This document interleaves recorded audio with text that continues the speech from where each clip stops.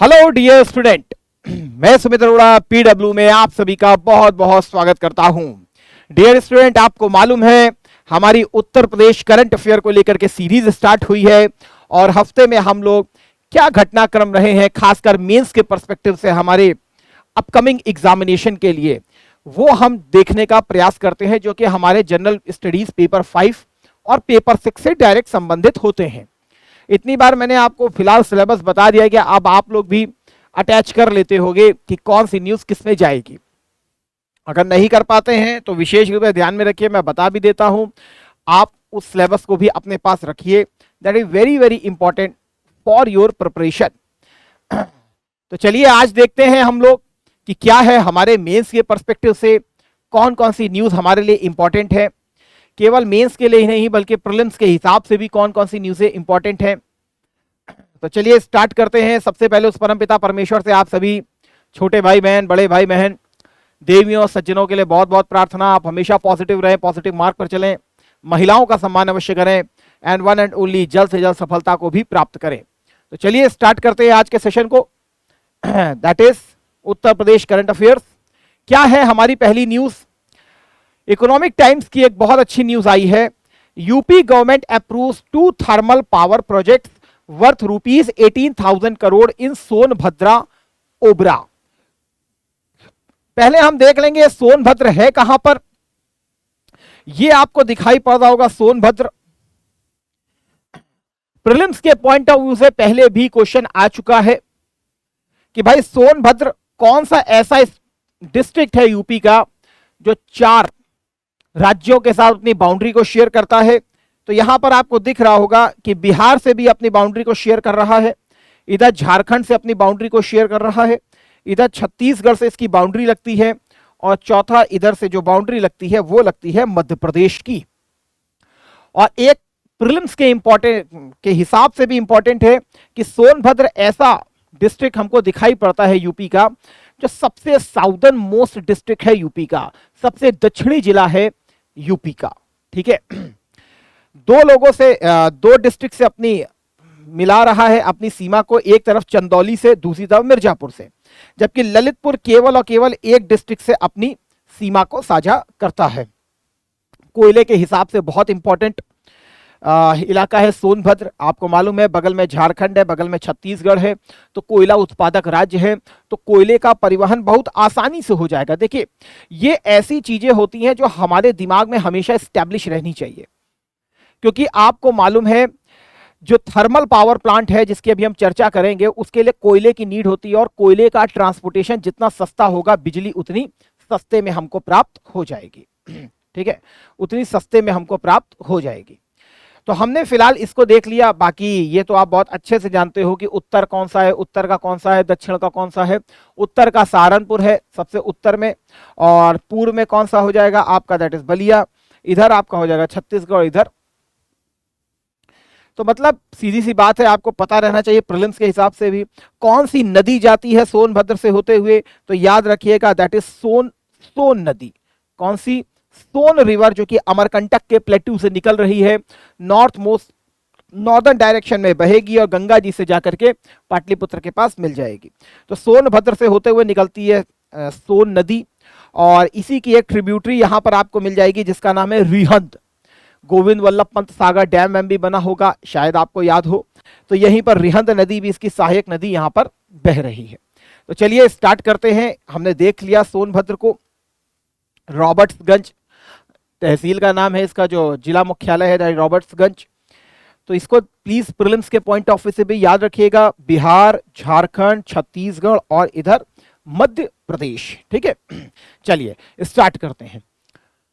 क्या है? ओबरा डी तापीय परियोजना के लिए इतने 1000 करोड़ रुपए दिए गए हैं। याद रखिएगा, इलेक्ट्रिसिटी प्राइम कंपोनेंट है किसका? डेवलपमेंट का।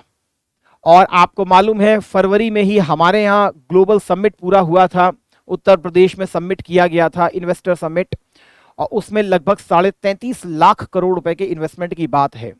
तो भाई हमको बिजली भी देनी पड़ेगी। तो ये अपने आप में हम कह सकते हैं यूपी का ग्रोथ इंजन साबित होगा इलेक्ट्रिसिटी के पॉइंट ऑफ व्यू से। कौन सा? ओबरा। इसीलिए इसको याद रखना बहुत जरूरी है। पहले मैं आपको बता देता हूं, फिर इसकी स्पेशलिटी बता देता हूं क्या है। सबसे इंपॉर्टेंट चीज जो हमको पकड़नी है अपने एग्जामिनेशन के पॉइंट ऑफ व्यू से, कि ये क्या है? अल्ट्रा सुपर क्रिटिकल यूनिट है। क्या मतलब होता है सुपर क्रिटिकल यूनिट का? अभी हम इसको देखेंगे।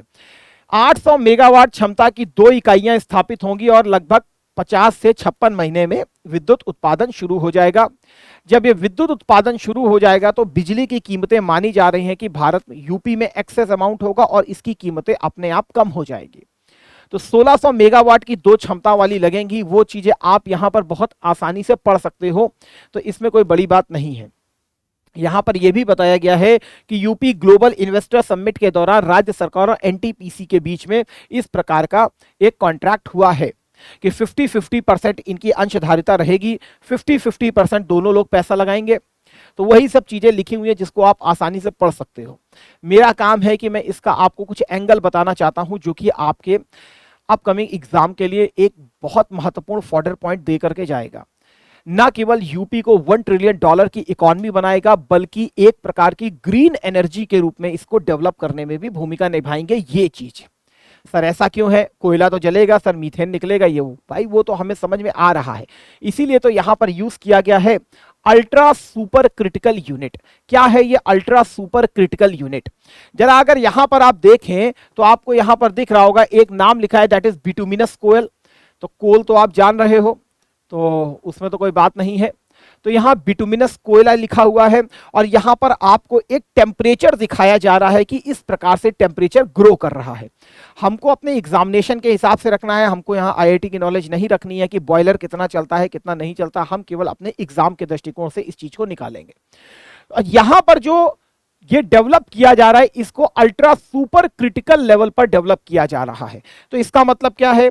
अगर आप देखें तो यहां पर लगभग जो डिग्री सेंटीग्रेड आपको दिख रहा होगा, यहां पर आपको 566 डिग्री सेंटीग्रेड दिख रहा होगा, 560 डिग्री सेंटीग्रेड, यहां लगभग 600, यहां लगभग 620 से लेकर 650 डिग्री सेंटीग्रेड तक टेम्परेचर को इंक्रीज कर दिया जाता है। तो सर इसमें कौन सी बड़ी बात है? कहीं पर भी टेम्परेचर इंक्रीज कर दो? नहीं मेरे दोस्त, हर जगह तुम टेम्परेचर को इंक्रीज नहीं कर सकते हो, क्योंकि जहां पर कोयला जलाया जा रहा है उसकी जो भट्टी है, जो फर्नेस है, उसको भी उतना मजबूत होना चाहिए। और भारत के पास अभी ऐसी टेक्नोलॉजी नहीं है कि इतनी हाई टेम्परेचर को सहने वाली भट्टियां बनाई जाए। समझ रहे हैं? इसके ऊपर लगातार वर्क हो रहा है, तभी तो यहां पर इसको बांटा गया है सुपर क्रिटिकल से लेकर के अल्ट्रा सुपर क्रिटिकल तक। अभी तक भारत इस लेवल पर क्या कहते हैं प्रोडक्शन कर रहा है यहां पर, लेकिन अब जो है भारत इसकी तरफ जा रहा है, that is ultra super critical. तो विशेष रूप से जो हमारी ओबरा वाली है उसमें हम किस टेक्नोलॉजी को यूज करेंगे? Ultra super critical. मतलब जो कोयला है उसको बहुत ही हाई अमाउंट में जलाया जाएगा। तो सर उससे कौन सी बड़ी चीज हो जाएगी? मेरे दोस्त उससे बहुत बड़ी चीज हो जाएगी। क्या हो जाएगा सर? अगर कोयले को तुम एकदम से गर्म हीट दोगे एक हाई टेम्परेचर पर, तो उसकी जो धुआं है और एशेस है उसके कंट्रोल हो जाता है, तो उससे जो उत्सर्जन होता है वो ऑटोमेटिक कम हो जाता है। लेकिन जब उसे हल्का स्टीम देते हैं तो उसमें क्या होती है कि एक तो जलने में उसको प्रॉब्लम होती है, और ऊपर से क्या कहते हैं जो गैसेस का इमिशन होता है वो भी बहुत ज्यादा होता है। इसीलिए इसको अल्ट्रा सुपर क्रिटिकल का एक हाई टेम्परेचर देने का प्रयास किया जा रहा है। यहां पर देखने का आपको प्रयास करना चाहिए, तो अभी आपको पता चल जाएगा कि कोयला हमारे लिए क्यों जरूरत है। पहले भी यूपीएससी में भी ये क्वेश्चन आया है कि भारत जो है आगामी 2 से 3 दशकों तक कोयले को हटाने की कंडीशन में नहीं है। और अभी आपको ये चीज खुद भी साबित हो जाएगा कि कोयला हमारे लिए जैसे हमारी आत्मा है, वैसे ही इस समय कोयला हमारे लिए रखा हुआ है। यह भारत सरकार का मैंने अभी डेटा दिया, अभी यूपी सरकार का आपको डेटा दूंगा। यहां पर लिखा है इंस्टॉल्ड जनरेशन कैपेसिटी, ये लिखा हुआ है कब का? 31/5/2023 का है। तो आप जान सकते हो कि बहुत ही अपडेटेड डेटा है। और अपडेटेड डेटा में ये मैं भारत सरकार का आपको दिखा रहा हूं कि फॉसिल फ्यूल क्या होते हैं, तो वो आपके सामने लिखे हुए हैं कि एक दिन तो समाप्त हो ही जाएंगे। लेकिन इसमें भी आप कोयले की अगर भागीदारी को देखोगे तो ओवरऑल 49% अकेले इसकी भागीदारी होती है हमारे पूरे भारत में इलेक्ट्रिसिटी को जनरेट करने के लिए। मतलब खुद अकेले 50% हमारी कोयले के ऊपर निर्भरता है। तो इसको इतनी जल्दी तो आप नहीं हटा सकते हो। हाँ, इसके मेथड को अगर हम चेंज कर दें तो हम मतलब अब एक ऐसा कोयले को हम इस तरीके से जलाएं जिसमें इमिशन ना हो, कार्बन का इमिशन, मीथेन का इमिशन, ये इमिशन ना हो, इसको कंट्रोल कर लें, तो ये भी एक्चुअल में क्या हो जाएगा, एक प्रकार से ग्रीन एनर्जी का अल्टरनेटिव बन सकता है। देखिए, आप भले ग्रीन एनर्जी करते हैं, लेकिन ग्रीन एनर्जी में अभी आपको पता चलेगा जो उसका खर्चा आता है वो बहुत ज्यादा होता है, इसीलिए बहुत वायबल नहीं होती है। तो ऐसी हमें कुछ टेक्नोलॉजी अपनानी पड़ेगी जहां हम कोयले का भी एक सस्टेनेबल यूज कर सके, उसको हरित ऊर्जा के रूप में यूज किया जा सके। अभी आपको पता चलेगा, यहां पे लिग्नाइट लिखा हुआ है, गैस लिखा हुआ है, डीजल लिखा हुआ है। आज भी अगर हम पूरे अपने भारत की बात करें तो कुल हमारी इलेक्ट्रिसिटी में जीवाश्म ऊर्जा जो है, फॉसिल फ्यूल जो है, उसका लगभग 56.8% योगदान है। यद्यपि ये योगदान लगातार क्या हो रहा है, कम हो रहा है, और धीरे धीरे रिन्यूएबल एनर्जी को हम बढ़ा रहे हैं, लेकिन इतनी आसानी से आपको भी मालूम है बहुत जल्दी ये चीजें प्रतिस्थापित नहीं की जा सकती हैं। अब हम देखते हैं उसी प्रकार जरा यूपी का देखिए, यहां पर लिखा हुआ installed generation capacity by sector in March 2023 in megawatt. ये जो आपको दिया गया है ये उत्तर प्रदेश स्टेट का दिया गया है। यदि उत्तर प्रदेश स्टेट को अगर हम देखें तो कोयला कितना हम यूज कर रहे हैं आपको खुद ही दिख जाएगा, 49-23। गैस का हम इतना यूज नहीं कर रहे हैं, जबकि टोटल थर्मल पावर से हमारी जो उत्तर प्रदेश की जो टोटल इलेक्ट्रिसिटी जनरेट हो रही है मार्च 2013 का, सॉरी इसमें देख लिया गया, ओ सो सॉरी फॉर दैट, मैंने सोचा था कि 2023 है, ओह मैं माफी चाहूंगा, मैंने सोचा था कि 2023 है, मैंने इसको देखा नहीं, थोड़ा सा मुझसे गलती हो गई है लेकिन फिर भी आपके समझने के लिए तो बहुत इंपॉर्टेंट रहेगा, कोई बात नहीं, आगे हम सेशन में इसको अपडेट भी करेंगे, लेकिन ये चीज मैं थोड़ा सा देख नहीं पाया, मुझे 2023 का करना था, 2013 हो गया। लेकिन फिर भी आप अपनी थिंकिंग को थोड़ा सा डेवलप कर सकते हैं, कोई बड़ी बात नहीं है, विकिपीडिया से हम निकाल लेंगे इसको तो वो हमको पता चल जाएगा। लेकिन फिर भी अगर हम देखें तो उस समय भी यूपी का कितना योगदान है, 49-23 योगदान था, लेकिन ग्रांड टोटल देखिए कितना है, 5472। केवल स्टेट की भागीदारी अगर हम देखें इसमें तो मेजर आपको क्या दिखाई दे रहा है, टोटल थर्मल पावर के ऊपर ज्यादा फोकस किया जाता था। प्राइवेट भी हमारे यहां एनर्जी को प्रोड्यूस कर रहा है तो 3090 था, सेंटर को भी देखेंगे तो 33300 था। मतलब मैं अगर ये बताना चाहूं तो यूपी के योगदान में थर्मल पावर का योगदान बहुत ज्यादा है, इस चीज को याद रखिए। यद्यपि रिन्यूएबल एनर्जी का लगातार कंट्रीब्यूशन बढ़ रहा है, रिन्यूएबल एनर्जी का लगातार कंट्रीब्यूशन बढ़ रहा है, लेकिन थर्मल पावर का भी योगदान बहुत ज्यादा है। भारत सरकार का मैंने आपको बता दिया कि केवल कोयला ही कोयला 49.1% तक यूज किया जा रहा है। यह तो बिल्कुल सही डेटा है, दैट इज 2023। मैंने उसका भी 2023 का ही निकाला था, बस ये चीज है कि मैं शायद थोड़ा सा मिस कर गया, उस चीज को मैं फोकस नहीं कर पाया, तो इस चीज को आप देख सकते हो। मतलब मैं बताना चाह रहा हूं कि कोयले को हम प्रतिस्थापित करने की आज भी कंडीशन में नहीं है। अगर ऐसा कोई भी क्वेश्चन आता है तब आप ये चीज वहां पर मेंशन कर सकते हो कि पूरे भारत की इलेक्ट्रिसिटी में अकेले कोयले का योगदान जो है वो लगभग 49% है और टोटल जीवाश्म ऊर्जा का 56.8% है। तो इसको प्रतिस्थापित तो इतनी जल्दी नहीं किया जा सकता। हां, इस कोयले को जो कि लगभग यूज किया जा रहा है 50% तक, उसको हम अगर ग्रीन एनर्जी के रूप में उसको हम यूज करना चालू कर दें तो वो हमारे लिए इलेक्ट्रिसिटी को भी यूज करेगा और साथ में हमको प्रॉब्लम भी नहीं होगी। हम अपने जो 2017 तक 70 तक हमको नेट न्यूट्रलिटी का भी टारगेट को अचीव करना है, कार्बन एमिशन नहीं करना है, कार्बन एमिशन को कंट्रोल करना है, उसको भी हम प्राप्त करने की कंडीशन में हो जाएंगे। यहां पर देखिए आपके सामने मैंने लिख भी दिया है what is a ultra super critical power plant. Ultra super critical power plant क्या होते हैं, तो यहां पर लिखा हुआ है operate at temperature and pressure above the critical point of water. Critical point of water, इससे ऊपर इसको यूज किया जाता है, क्रिटिकल पॉइंट ऑफ वाटर, ठीक है। अल्ट्रा सुपर क्रिटिकल बिजली संयंत्र पानी के महत्वपूर्ण बिंदु से ऊपर के तापमान व दबाव पर काम करते हैं, यानी ये उस तापमान और दबाव से ऊपर जिस पर पानी के तरल और गैस चरण संतुलन में सह अस्तित्व हो जाता है। पानी और उसमें एक प्रकार का इक्विलिब्रियम की कंडीशन क्रिएट हो जाती है। that is above the temperature and pressure at which the liquid and gas phases of water coexist in equilibrium। equilibrium का मतलब होता है कि बराबरी की कंडीशन पे ये दोनों आ जाते हैं, एक दूसरे से इंटरचेंज हो जाते हैं, एक्सचेंज हो जाते हैं। इक्विलिब्रियम की आपने कंडीशन हमेशा केमिस्ट्री में पढ़ी होगी। There is no difference between water gas, ना फिर वाटर गैस में अंतर होता है और ना ही लिक्विड वाटर में। टेम्परेचर अबव लगभग इसकी इफिशियंसी कितनी होती है 45%। जब हम कोयले को जलाते हैं तब उसकी इफिशियंसी नॉर्मल में जो होती है वो लगभग 30 से 32% की प्रभावशीलता होती है, लेकिन जब कोयले को जलाया जाता है अल्ट्रा सुपर क्रिटिकल लेवल पर तब उसकी जो प्रोड्यूसिंग कैपेसिटी होती है वो 45% से ज्यादा बढ़ जाती है। तो ये इसकी सबसे इंपॉर्टेंट चीज होती है। जब ultra super critical power plant होते हैं, जरा इसको आप पढ़िए तो आपके सामने लिखा हुआ है कि यहां पर लेस कोल पर megawatt hour. Ultra super critical बिजली संयंत्रों को प्रति मेगावाट घंटे कम कोयले की आवश्यकता होती है, कम कोयला बिजली ज्यादा, लीडिंग टू लोअर एमिशन। कम से कम ये उत्सर्जन करते हैं क्योंकि कम जब हीट मिलेगी इनको तो फिर गैस और वो चीजें ज्यादा बढ़ती हैं।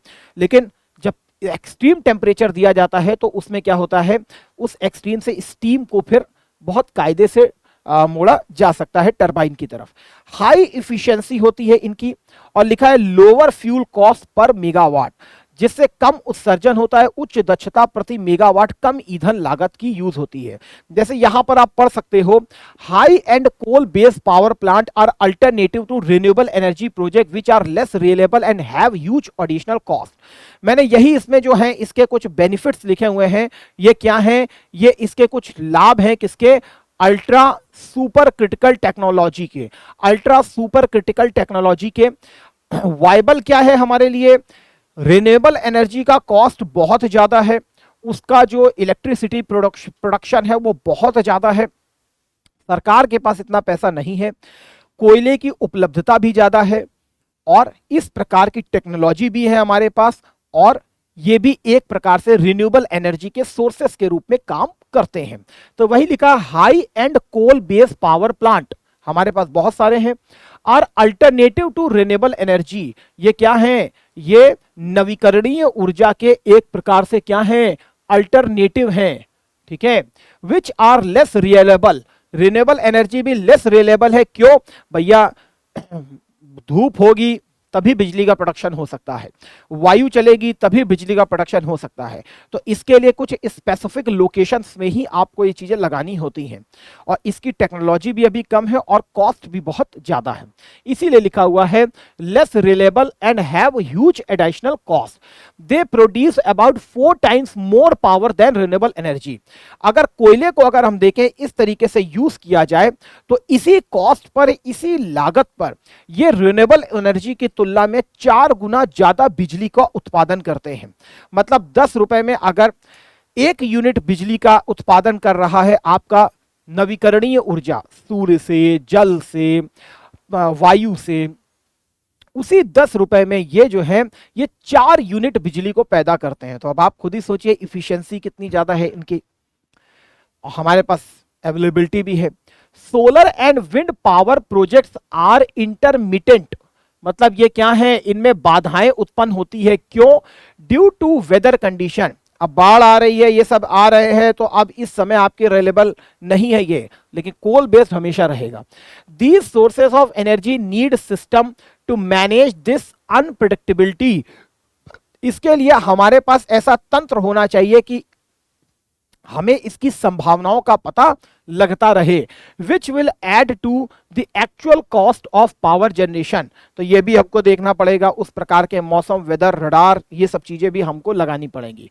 Solar power will help in emission reduction but generate a lot less electricity at the same level of investment.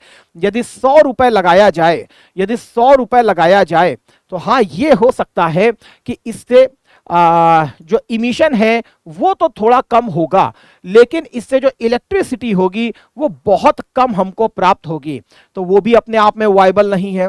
जैसे हम पढ़ते हैं कि प्रकृति की रक्षा करें कि केवल आर्थिक इकोनॉमिक इन्वायरमेंट को हम लोग अपग्रेड करें, तो भाई हमको यहां पर भी एक बैलेंस बनाना पड़ता है। केवल इकोनॉमी को देखेंगे तो पर्यावरण खराब हो जाएगा, केवल पर्यावरण को देखेंगे तो इकोनॉमी भी खराब हो जाएगी, सोशल सिस्टम भी खराब होगा, सब कुछ खराब होगा। तो एक बैलेंस बना करके चलना होता है। वही चीज इसमें भी है, केवल हम सोलर पावर नहीं कर सकते हैं। सोलर पावर की कॉस्ट बहुत ज्यादा है और इलेक्ट्रिसिटी जो है वो अपने आप में कम है और हर जगह ये वायबल सोर्स नहीं है, ठीक है ना। तो वही चीज लिखा हुआ है इसमें, वही लिखा with USC ultra super critical power जो है will establish R and D is under way. देखिए सबसे इंपॉर्टेंट चीज क्या है कि यूएससी की जो अभी तक हमने टेक्नोलॉजी देखी है वो लगभग 650 डिग्री सेंटीग्रेड टेम्परेचर वाले को हम यूज कर चुके हैं। ऐसा हम एक फर्नेस सिस्टम बना चुके हैं जहां पर हम इस प्रकार की इलेक्ट्रिसिटी को प्रोड्यूस कर सकते हैं। लेकिन और भी इसके ऊपर रिसर्च एंड डेवलपमेंट चल रही है, वही चीज मैं आपको दिखा रहा हूं। With USC well established R and D is under way to increase steam temperature to 700 degree centigrade. और यह भी किया जा रहा है, इस अल्ट्रा सुपर क्रिटिकल टेम्परेचर को और ज्यादा बढ़ाया जा रहा है और इसको 700 और उससे ज्यादा डिग्री सेंटीग्रेड बढ़ाने का प्रयास हो रहा है, ताकि वो कोयला जिसकी प्रभावशीलता नॉर्मल टेम्परेचर पे जो 30-32% थी, अल्ट्रा सुपर क्रिटिकल में 45% तक हो गई।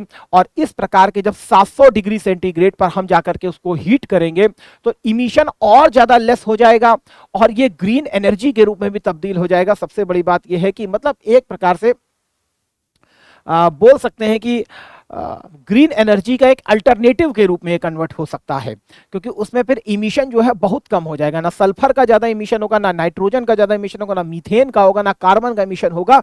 ये चीजें हमारे लिए बहुत इंपॉर्टेंट हो जाती हैं और इफिशियंसी जो है, प्रभावशीलता बहुत ज्यादा बढ़ जाती है। यहां पर देखिए लगभग 50% से ज्यादा उस कोयले की प्रभावशीलता बढ़ती है। तो हमारे पास अगर कभी भी तापीय थर्मल बोला जाए, आपके पास पहले भी यूपीएससी इस प्रकार से क्वेश्चन पूछ चुका है, तो आपसे अगर यह भी पूछा जाए कोयले को लेकर के या बिजली को लेकर के, तब आप एक ऐसा इनोवेटिव पॉइंट वहां पर डाल सकते हो कि जैसे यूपी सरकार ने अल्ट्रा सुपर क्रिटिकल टेम्परेचर को के द्वारा इस प्रकार की यूनिट स्थापित किया। और आपको मालूम है यूपी की जितनी भी बिजली है उसका 1/4 ये केवल दो जो लगाने जा रहे हैं ना, ये दोनों केवल संभाल लेंगे। आप सोचिए कितनी ज्यादा इफिशियंसी हो जाएगी सोनभद्र की अपने आप में यहां पर, और ये पूरी की पूरी सप्लाई की जाएगी यूपी को।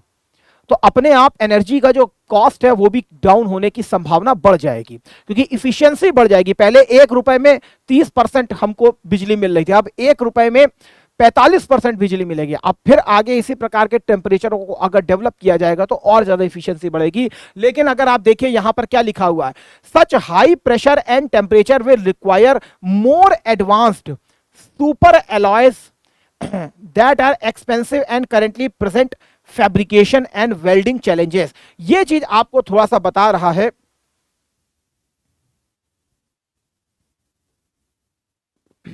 ये चीज आपको इसमें बता रहा है कि एक्चुअल में ये जो टेम्परेचर लेकर के आना है, लेकिन इसके लिए हमको और ज्यादा बड़े सुपर एलॉयज को बनाना पड़ेगा जो इस फर्नेस की जो गर्माहट है उसको सहन सके, अदरवाइज ये चीज वायबल नहीं हो पाएगी। तो इसके ऊपर आर&डी चल रही है। वही चीज मैंने अभी आपको बताया, हम अल्ट्रा सुपर क्रिटिकल टेम्परेचर को प्रोड्यूस करने में कामयाब हो चुके हैं।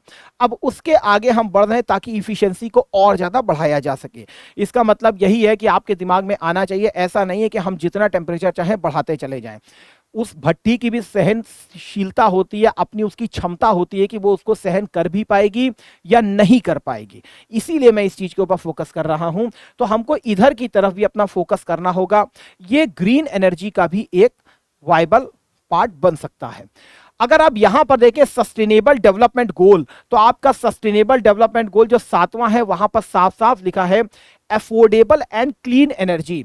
तो अगर इस प्रकार के अल्ट्रा सुपर क्रिटिकल टेम्परेचर के द्वारा इस प्रकार के यूनिट्स को डेवलप किया जाता है तो फिर आप समझिए कि ये एक प्रकार से क्लीन एनर्जी की तरफ हमारा बढ़ता हुआ कदम है। दूसरा, इसी में एक शब्द और लिखा हुआ अफोर्डेबल।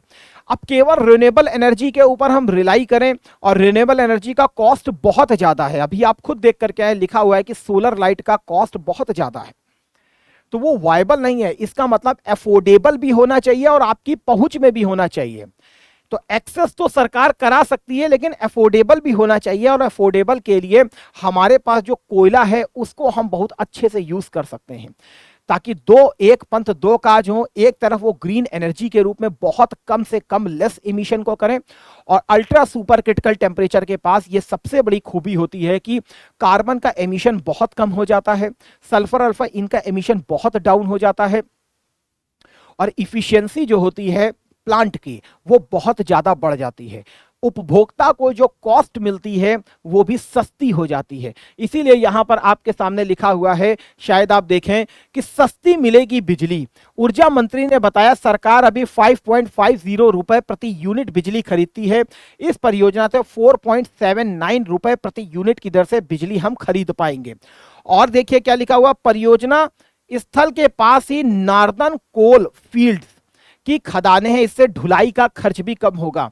इसीलिए मैं कह रहा हूं ये ज्यादा भारहासी उद्योग, ठीक है ना। तो ये अपने आप में लूज इंडस्ट्री है।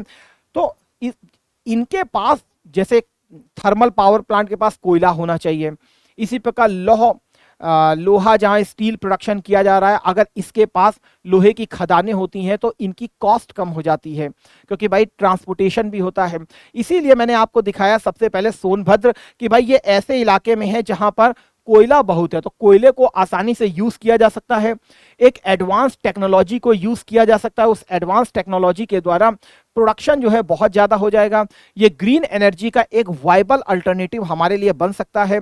ग्रीन एनर्जी भी होती रहे और इस तरीके की टेक्नोलॉजी को भी डेवलप किया जाता रहे, तो भारत ना केवल अपने पंचामृत लक्ष्यों को प्राप्त कर सकेगा, जिसका वादा किया हुआ है हमारे आदरणीय प्रधानमंत्री जी ने ग्लासगो COP23 में किया हुआ है। उसमें 5 पॉइंट में एक पॉइंट ये भी था कि 2070 तक हमको भी नेट न्यूट्रल प्राप्त करना है, नेट जीरो का वो लेना है, तो उसकी तरफ भी हमको जाना होगा और ऐसे हमको वाइबल ऑप्शंस देखने होंगे।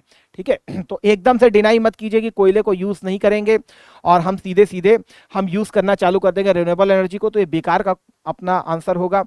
कोयले को हम प्रतिस्थापित करने की अभी कंडीशन में हमारी औकात नहीं है। क्यों? क्योंकि आप जान रहे हैं बहुत अच्छे से कि लगभग 50% कोयला ही यूज किया जा रहा है, तो उसको आप हटा नहीं सकते। हाँ, उसकी एडवांस टेक्नोलॉजी को लेकर के आ सकते हैं, जिसके बारे में अल्ट्रा सुपर क्रिटिकल के बारे में मैंने आपको बता दिया, ताकि सस्टेनेबल डेवलपमेंट गोल के द्वारा न केवल स्वच्छ ऊर्जा को हम प्राप्त कर पाए, बल्कि ये हमारी पहुंच में भी होनी चाहिए, अफोर्डेबल भी होनी चाहिए, एक्सेसिबिलिटी भी होनी चाहिए, अफोर्डेबिलिटी भी होनी चाहिए, संवहनीयता भी होनी चाहिए उसकी। तो किससे संबंधित है? Clean energy 7। ये जो उत्तर प्रदेश सरकार ने किया है, ये कहीं ना कहीं सस्टेनेबल डेवलपमेंट गोल 7 की तरफ एक बढ़ता हुआ कदम हमको दिखता है। यहां पर आप देख सकते हैं कि यूपी सरकार की तरफ से यूपी में कौन कौन से थर्मल पावर प्लांट आपको दिखाई देते हैं। ये थर्मल पावर प्लांट आपके सामने हैं। यहां पर अगर आप देख रहे हो तो ये आपको ओबरा लिखा हुआ मिल जाएगा। ओबरा के साथ साथ यहीं पर आपको मालूम है ये अनपरा बिजली परियोजना भी लगी हुई है, इसके साथ ही रिहंद परियोजना भी लगी हुई है। तो कम से कम आप इसको थोड़ा सा दिमाग में रखिए। सबसे पहला कौन था? That was Unchahar. इसके अलावा पनकी पावर प्लांट भी लगा हुआ है, यहाँ पर परीक्षा पावर प्लांट लगा हुआ है, इधर हरदुआगंज भी है, दादरी भी है, रोजा भी आपके सामने लगा हुआ है, पनकी पावर प्लांट है, दिबियापुर है। तो यहाँ केवल और केवल थर्मल पावर प्लांट के बारे में मैंने चर्चा की है आपसे, ना कि मैंने हाइड्रो पावर प्लांट के बारे में चर्चा की है। तो कम से कम आप अपने आप को भी सीमित रखिएगा कि यूपी में कौन कौन से थर्मल पावर प्लांट है। तो आपको ये पूरी लोकेशन दिख रही है, आप बड़े प्यार से देख सकते हो। यही ओबरा में 2 सुपर क्रिटिकल यूनिट्स जो है वो लगाई जा रही हैं। ये सुपर क्रिटिकल यूनिट यूपी की जितनी भी बिजली है उसका 1/4 बिजली यहीं से प्रोड्यूस हो जाएगा। आई होप सो। बहुत ही छोटी सी न्यूज थी लेकिन बहुत ही गंभीर न्यूज थी। अगर यूपी सरकार का तुम पेपर देखोगे, यूपी कमीशन का, यूपीपीएससी का कमीशन देखोगे, कमीशन का जो पेपर देखोगे यूपीपीएससी वाला, उसमें पहले तुमसे लघु जल विद्युत परियोजना के बारे में क्वेश्चन पूछा जा चुका है मेंस में। तो इस चीज के लिए याद रखिएगा और ऐसे क्वेश्चंस के साथ भी अपने आप को संजो करके रखिएगा। दूसरा क्या है? बाबा भोलेनाथ सभी भक्तों की मनोकामना पूर्ण करें। बिल्कुल भाई, बाबा भोलेनाथ सबकी भक्तों की मनोकामना पूर्ण करें। अब आइए जरा न्यूज पर। यूपी में खेल साथी पोर्टल लॉन्च किया गया है। क्या? खेल साथी पोर्टल लॉन्च किया गया है। जो प्रेजेंट टाइम की गवर्नमेंट है इसका जो मेन फोकस है वह शिक्षा के साथ साथ खेल की तरफ भी है।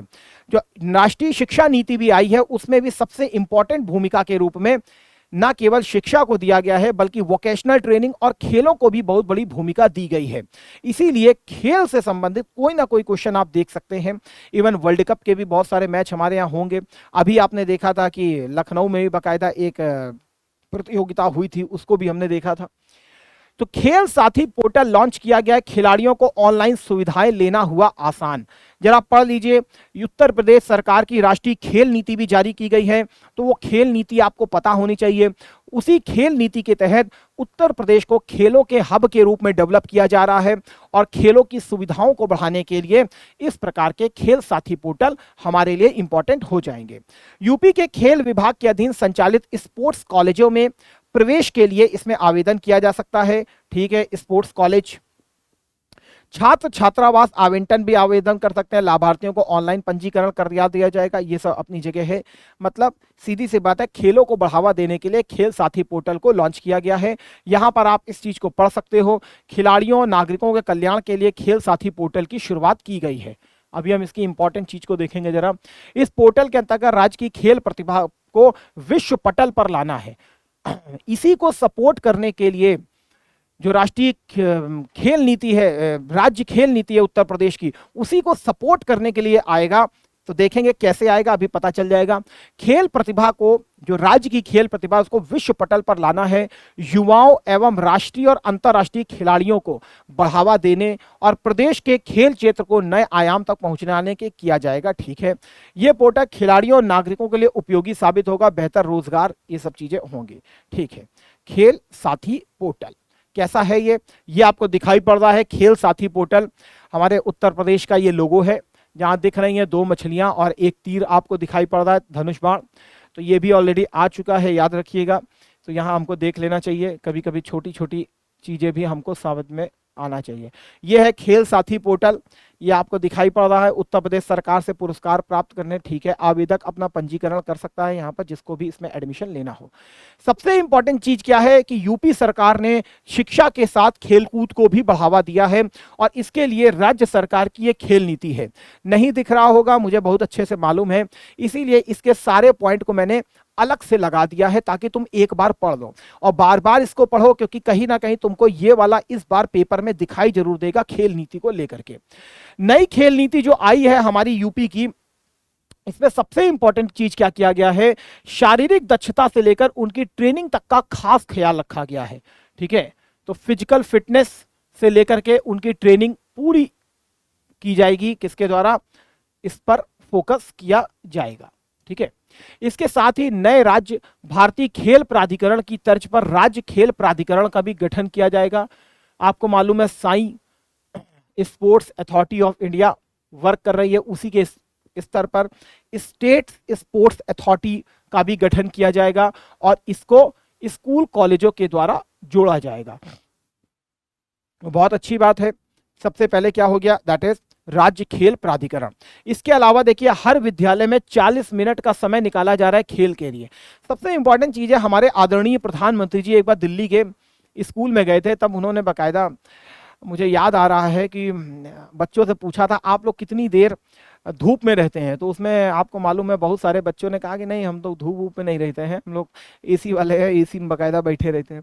हमारे आदरणीय प्रधानमंत्री जी बहुत चिंतित हुए थे उससे, और आदरणीय प्रधानमंत्री जी के द्वारा प्रोजेक्ट धूप को चालू किया गया था और बोला गया था कि भैया कम से कम एक पीरियड ऐसा हो, इनको धूप में लेके जाओ, मिट्टी में गिरे, मिट्टी में ऑलरेडी हमारे क्या कहते हैं मजबूती होती है भाई, अदरवाइज आपको भी मालूम है, आप लोग भी ऐसे ऐसे शहरों में हैं जहां पर अब जो नए नए स्कूल खुल रहे हैं वो पूरा एसी डीसी स्कूल खुल रहे हैं। भैया जो हम लोग स्कूल में पढ़े उसमें बाकायदा पंखा नाचता रहता था, वो भी कड़ कड़ कड़ कड़ कड़ कड़ करके नाचा करता था। तो कड़ कड़ कड़ कड़ करके ऐसे देखते रहते थे ताकि जब हमको भी नींद आए तो हम कहे कि अरे यार कहाँ चलेगा। और कहीं गलती से उस समय बिजली भी चली जाती थी, हम लोग जब पढ़ते थे यार, तो मतलब स्कूल में बिजली भी चली जाती थी, फिर देखते रहते थे इसे, अब आ जाओ अब आ जाओ, अब नीचे से पसीना यूं जा रहा है, नीचे समझ रहे, पसीना पसीना हुआ पड़े। और बाकायदा जब इंटरवल हुआ करता था तो बकायदा बाहर निकलते थे, खेला करते थे, बकायदा मिट्टी में गिर रहे हैं, लोट रहे मिट्टी में, क्रिकेट खेल रहे हैं, यही सब हुआ करता था, मतलब ये आलम हुआ करता था। और आज के जब मैं अपने आज के स्कूलों को देखता हूं तो मुझे अंदर से खुद भी फिक्र होती है कि भले एसी डीसी स्कूल बन गया वो अपनी जगह है, लेकिन ये एसी डीसी स्कूल हमारे जो बच्चे हैं उनके स्वास्थ्य के लिए बिल्कुल भी अच्छा नहीं मानता हूं मैं इनको। अरे भाई, अभी हमारी जरा से बच्चे हैं, इनको जमीन में खेलने दीजिए, इनको मिट्टी में लौटने दीजिए, मिट्टी इट्टी लगे, क्योंकि मिट्टी में हमारे नेचुरल शक्ति है। अरे भाई, तुमने भी देखी होगी डीडीएलजी पिक्चर, दिलवाले दुल्हनिया ले जाएंगे। सर ये कहां से आप ले आए? अरे मेरे दोस्त, वो पिक्चर का वो सीन याद करो जब वो कबूतर बकायदा क्या कहते हैं उसको शॉट मारता है, कौन? अरे भाई यार, सिमरन का जो मंगेतर होता है उसकी बात कर रहा हूँ। सिमरन का मंगेतर मारता है बढ़िया सा, और सिमरन का जो पिता हैं, दैट इज अमरीश पुरी जी, बलदेव, समझ रहे हो? हाँ, बलदेव जी। तो बलदेव जी जो हैं वो देखते हैं यूं, और बगल में आ जाता है राज, ठीक है ना, राज भी आया। राज कौन है? शाहरुख खान। सर बहुत गंभीरता से आपने पिक्चर देखी है यार, मैं जो भी देखता हूँ बड़े गंभीरता से देखता हूँ, ऐसे नहीं तो देखता भी नहीं। तो बैठा रहता है, तो वो मारता है शॉट, तो वो नीचे गिर जाता है बेचारा पिजन जो है, कबूतर। अब फिर वो क्या करता है, मिट्टी को उठाता है शाहरुख खान और उसके बकायदा जख्म पे लगाता है। तो तब तक बलदेव जी क्या कहते हैं, ये क्या कर रहे हो?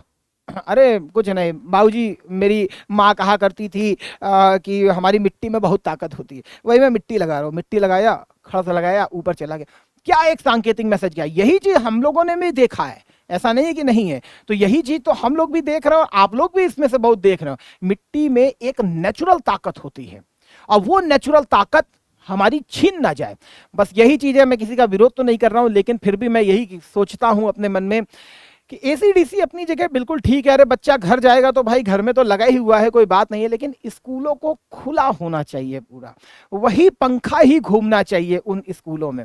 डेस्क आप अच्छी कर दीजिए, आप एक लैब बना दीजिए जहां पर क्या कहते हैं इस प्रकार के आपको डिजिटल बोर्ड मिल जाएं, उनकी विजिबिलिटी को बढ़ा दीजिए वो। लेकिन सोच के लगता है कि मतलब एसीडीसी में अपने आप शरीर कमजोर होता है, ये चीज हम खुद भी जानते हैं, शरीर कमजोर होता है, और बाहरी हवा, प्राकृतिक हवा में अपने आप ताकत होती है। चलिए वो अपनी जगह है। तो मतलब 40 मिनट का समय खेल के लिए भी निर्धारित किया गया है, शारीरिक शिक्षा योग के लिए निर्धारित किया गया है। इसके अलावा ट्रिपल पी के तहत इसको बढ़ावा दिया जा रहा है। खेलों के 14 सेंटर ऑफ एक्सीलेंस तैयार किए जा रहे हैं। ये सेंटर ऑफ एक्सीलेंस क्या होता है? यहां पर सारी खेलों से संबंधित आपको गतिविधियां मिलती हैं, पूरा प्रशिक्षण मिलता है, पूरे इंस्ट्रूमेंट मिलते हैं, सब कुछ मिलता है। सेंटर ऑफ एक्सीलेंस मतलब पूरा प्रशिक्षण का ये केंद्र होता है। और राज्य में 5 हाई परफॉर्मेंस सेंटर भी स्थापित किए जाएंगे। चलिए वो चीज है। तो कम से कम ये होना चाहिए, विद्यालय स्तर पर भी 40 मिनट का समय एक खेल के लिए निर्धारित किया गया है। ये कहीं ना कहीं हमारे आदरणीय प्रधानमंत्री जी के ही कदमों पर इसको निर्धारित किया जा रहा है। वो प्रोजेक्ट धूप को भी इसमें देखा जा रहा है, ताकि धूप भी लो भैया, विटामिन डी नेचुरल वाला लो, केवल दूध वाला विटामिन डी नहीं, सनलाइट का भी विटामिन डी लो। सरकार से मिलने वाली वित्तीय सहायता से ये एसोसिएशन अकादमियां अवस्थापना तथा ट्रेनिंग सुविधाओं में वृद्धि कर सकेंगी। राज्य सरकार ट्रिपल पी के माध्यम से राज्य में खेलों की सहायता के साथ साथ खेल अवस्थापना सुविधाओं के विकास में भी सहयोग करेगी। सीधी सी बात है, ट्रिपल पी को भी बढ़ावा दिया गया, और वैसे भी आजकल हर जगह ट्रिपल पी है यार, केवल सरकार कहीं नहीं आ रही है, ट्रिपल पी आना ही आना है। तो कहीं भी तुम उठा करके ट्रिपल पी को जरूर ले आओ। और ट्रिपल पी आके करेगा क्या भैया? किस लिए तुमको बुलाया गया ट्रिपल पी? भैया प्राइवेट सेक्टर तुम आओ और आकर के बढ़िया बढ़िया एकेडमिक्स अपने खोलो, वहां बढ़िया इंफ्रास्ट्रक्चर होगा, सब कुछ वहां पे सुविधाएं होनी चाहिए। तो उनको भी इसमें प्रमोट किया जा रहा है। इसके अलावा यहां पर लिखा हुआ राज्य खेल प्राधिकरण, ये मैंने अभी बताया है आपको, भारतीय खेल प्राधिकरण की तर्ज पर इसको बनाया जाएगा। खेल नीति के लागू हो जाने से देश और राज्य के खिलाड़ी खेल में शिक्षा और प्रशिक्षण हासिल करेंगे, खेलों में रोजगार के अवसर बढ़ेंगे। ये सब चीजें आपको मालूम है, ये चीजें हो भी रही हैं। एक बार विराट कोहली बन जाओ बस बहुत है, ठीक है ना, हाँ धोनी बन जाओ और अच्छा बात है, सफर हो ना, एक बार बन जाओ बस ठीक है, बढ़िया। अब वो जमाना नहीं रह गया कि खेलोगे कूदोगे बनोगे खराब, पढ़ोगे लिखोगे बनोगे नवाब, ऐसा नहीं है। पढ़ोगे लिखोगे बनोगे नवाब तो वो तो बात बिल्कुल ठीक है, लेकिन खेलोगे कूदोगे वो तब भी बनोगे नवाब, ये भी बात बिल्कुल ठीक है। इस चीज को याद रखिएगा। खेल विश्वविद्यालयों में खेलों से संबंधित विभिन्न पाठ्यक्रमों के जरिए अब एक करिकुलम भी बनेगा बकायदा। आपको मालूम है इवन हमारा पीडब्ल्यू भी जो है ना वो खेलों को बहुत प्रमोट करता है। हम लोग के लिए भी बकायदा स्टेडियम होते हैं, बकायदा क्रिकेट से लेकर के फुटबॉल वुटबॉल तक के, और स्विमिंग के बकायदा हम लोग के भी कंपटीशन करवाए जाते हैं। तो मतलब मैं बता रहा हूं कि ये क्यों, ताकि वर्क कल्चर में मैं केवल पढ़ाता ही ना रहूं, बल्कि मेरी कंपनी मेरे लिए ये कहती है कि भाई सर आप आइए और आकर के थोड़ा क्रिकेट भी खेलिए, ये भी कीजिए।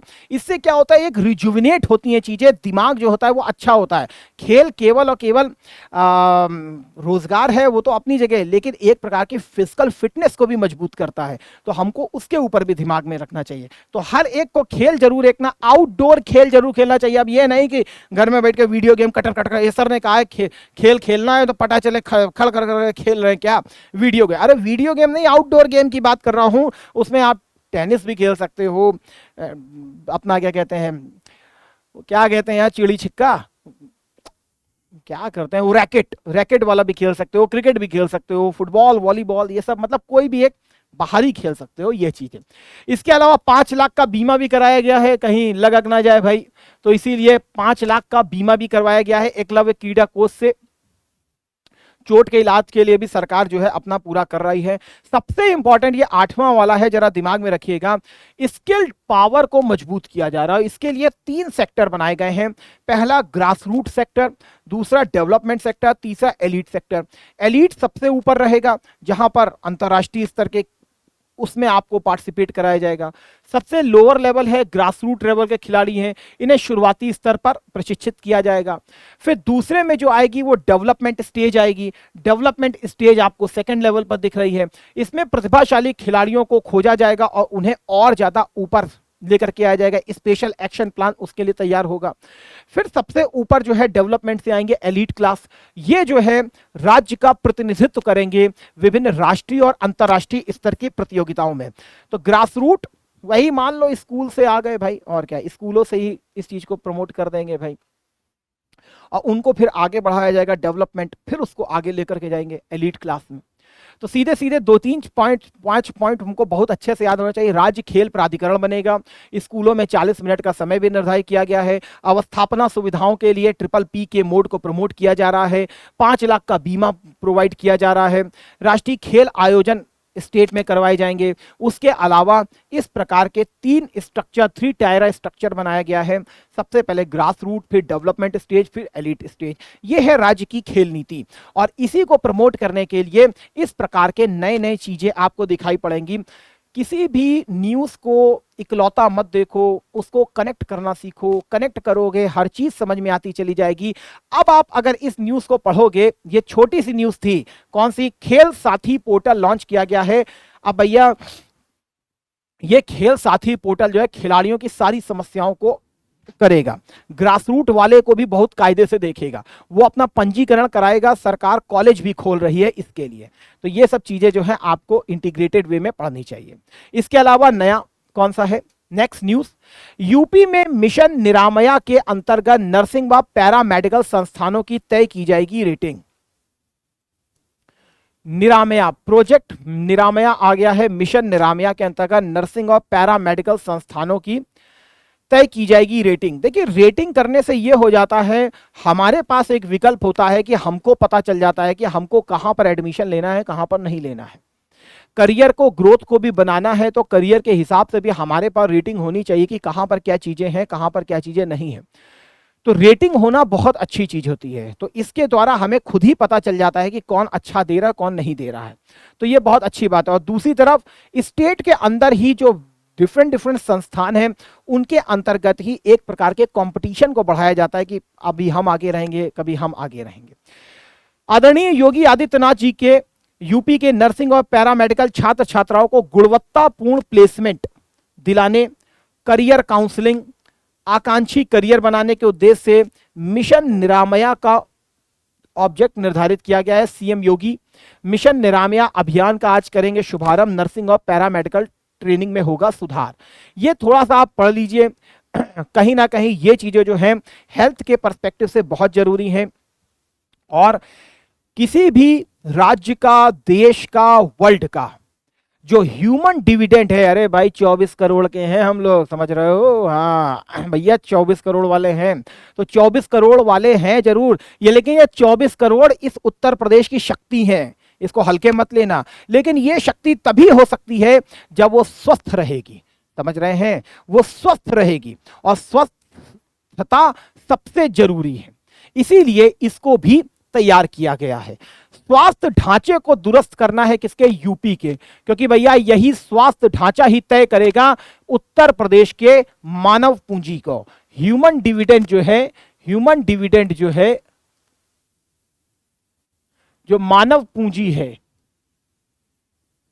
तो मानव पूंजी को यही चीजें तय करेंगी, दैट इज स्वास्थ्य ढांचा। भविष्य में अधिक कार्यबल तैयार करने, हमारे प्रधानमंत्री जी का आप थोड़ा सा सुनेंगे तो हमारे प्रधानमंत्री जी हमेशा 3D की बात करते थे। उस 3D में एक हुआ करता था डिमांड, और एक हुआ करता था डिविडेंड भी हुआ करता था, वो डिविडेंड 2D था, हाँ शायद, हाँ 3D, डिमांड, डिविडेंड, डेवलपमेंट। तो डिविडेंड का मतलब लाभांश हुआ करता था, और वो लाभांश प्रधानमंत्री जी जो बात करते थे वो लाभांश जनसांख्यिकी लाभांश की बात करते थे। भले 140 करोड़ हैं, लेकिन वो हमेशा मान के चलते ये 140 करोड़ भारत की ताकत है, ना कि भारत के ऊपर बोझ है।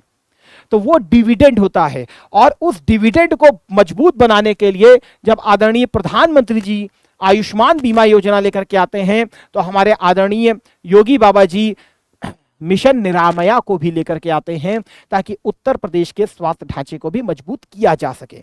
हॉलिस्टिक वे में देखिएगा, समावेशन के लिए बहुत इंपॉर्टेंट टॉपिक रहेगा।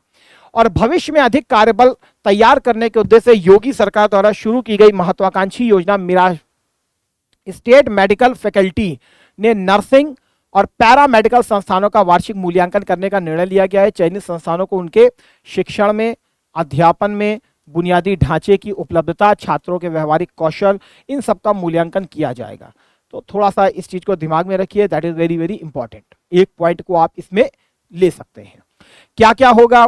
संस्थानों को और ज्यादा मजबूत किया जाएगा, जो रैंक में नीचे आएंगे उनको और ऊपर लाने के लिए प्रयास किया जाएगा। औसत से नीचे प्रदर्शन कर रहे उनको बेहतर कार्य करने वाले संस्थानों के द्वारा मार्गदर्शन दिया जाएगा। यह बहुत इंपॉर्टेंट चीज है, तभी तो वो आगे बढ़ेंगे, जब तक रेटिंग नहीं होगी, ताकि पूरे राज्य में संस्थानों की गुणवत्ता में सुधार हो सके। ऐसे संरक्षक व मार्गदर्शक संस्थानों की पहचान और उनके प्रशिक्षण का कार्य पहले से ही चल रहा है। तो ये चीजें आपको दी गई हैं, ठीक है ना, ठीक है। अपने आप में यहां पर देखिए सबसे इंपॉर्टेंट चीज है, शामली और मऊ की बात की जा रही है और बोला जा रहा है PPP मॉडल पर मेडिकल कॉलेज की स्थापना के लिए समझौते पर हस्ताक्षर किए गए। 1 district 1 product, 1 district 1 medical college. तो अपने आप आपको समझ में आ जाना चाहिए कितना इंपॉर्टेंट है। आज जब इसकी हम शामली हो और मऊ हो, या फिर हम जब पूर्वांचल की बात करते हैं, तो पूर्वांचल तो बेसिकली हमको पिछड़ा हुआ दिखाई देता है, लेकिन पूर्वांचल कैसे डेवलप करेगा, तो ये भी मैंने आपको बताने का प्रयास किया था कि पूर्वांचल में आपने देखा था वाराणसी में एक इंटीग्रेटेड पैकिंग मॉडल को भी स्थापित किया गया था, और वहां पे जो एग्रीकल्चर प्रोड्यूस है उसको पूरी तरीके से विश्व के नेटवर्क से जोड़ने का प्रयास किया जा रहा है वाराणसी से। तो उसी प्रकार से मेडिकल कॉलेज भी किसी भी देश की नींव होते हैं, क्योंकि ह्यूमन पूंजी को डेवलप करने के लिए उसके हेल्थ इंफ्रास्ट्रक्चर को मजबूत करना बहुत जरूरी होता है। और यूपी अपने आप में 24 करोड़ का वाहक है, तो इसके लोगों की हेल्थ जो है वो इंपॉर्टेंट होना बहुत जरूरी है।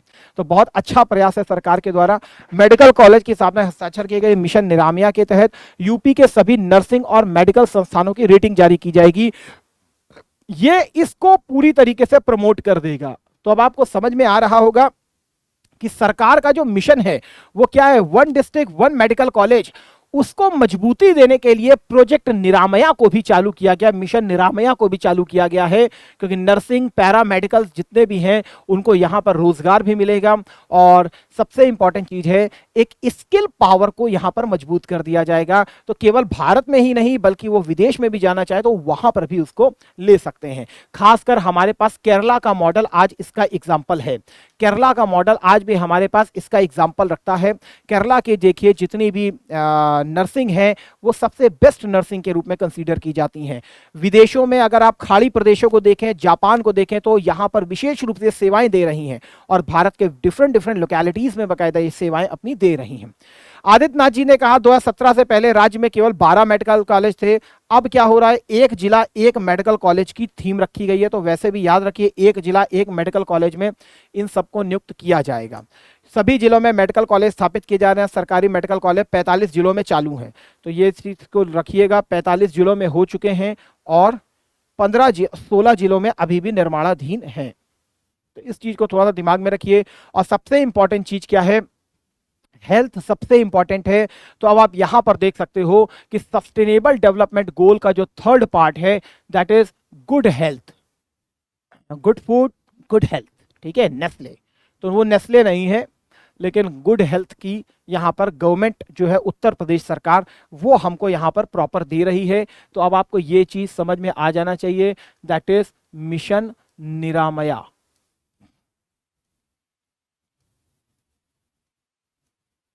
आई hope so you got my point.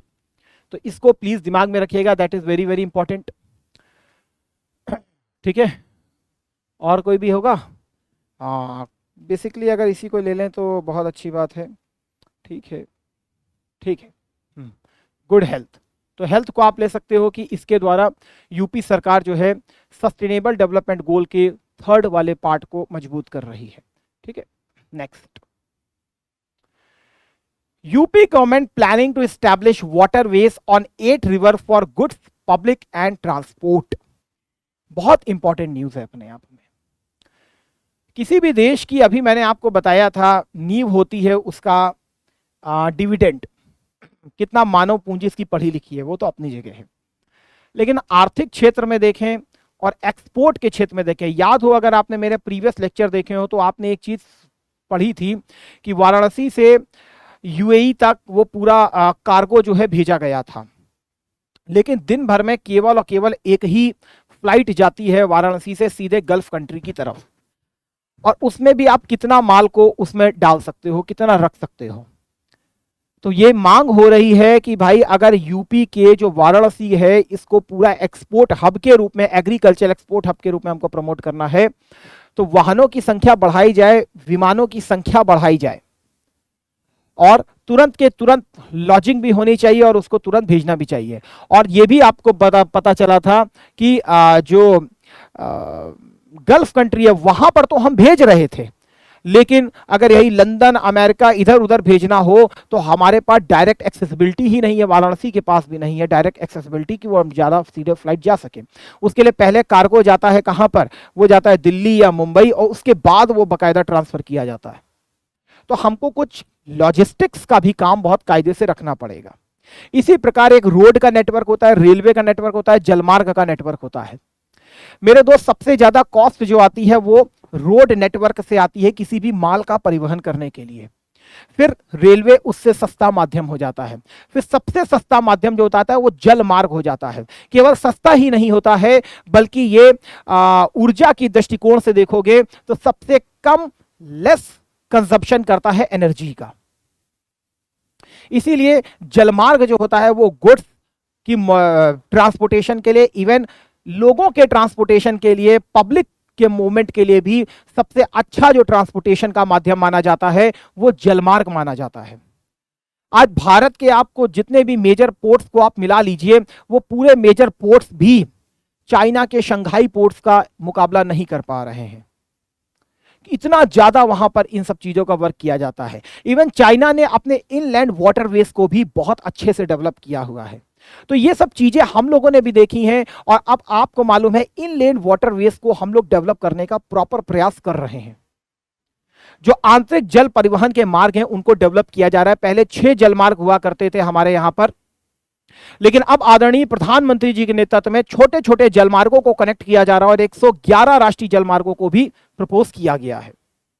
उसी प्रकार यूपी सरकार के पास भी, यूपी में भी आप जान रहे हो आपकी गंगा जी बह रही है, यमुना जी बह रही है, वरुणा नदी बह रही है, असी नदी बह रही है, घग्गर बह रही है, बहुत सारी नदियां बह रही हैं। यदि इनको हम लोग ठीक से डेवलप कर लें तो ये हमारे ट्रांसपोर्टेशन का भी बहुत बड़ा माध्यम हो सकती हैं। ना केवल गुड्स का एक जगह से दूसरी जगह ट्रांसपोर्टेशन किया जा रहा है। गंगा जी अप्रॉक्स 28 जिलों से यूपी के बह रही हैं और इसी गंगा जी को अगर हम डेवलप कर लें तो आप खुद सोचिए कि 28 जिलों में लोगों का आवागमन कितना सरल हो जाएगा जाना, बल्कि दूसरी तरफ ऊर्जा का कितना कम यूज करना पड़ेगा, लोग जल्दी भी पहुंचेंगे और पानी के मजे भी अलग हैं, टूरिज्म को भी अलग से प्रमोट किया जा सकता है। मतलब अपने आप देखिए कि बहुत इंपॉर्टेंट चीजें हो सकती हैं और पानी के माध्यम से और जल्दी भी पहुंच सकते हैं आप। गुड्स का बहुत अच्छे से ट्रांसफर हम लोग कर सकते हैं।